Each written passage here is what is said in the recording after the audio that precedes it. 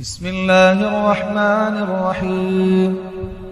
لم يكن الذين كفروا من أهل الكتاب والمشركين منفكين حتى تأتيهم البينة، رسول من الله يتلو صحفا مطهرة فيها كتب قيمة، وما تفرق الذين أوتوا الكتاب إلا من بعد ما جاءتهم البينة، وما أمروا إلا ليعبدوا الله مخلصين له الدين حنفاء ويقيموا الصلاة ويؤتوا الزكاة وذلك دين القيمة.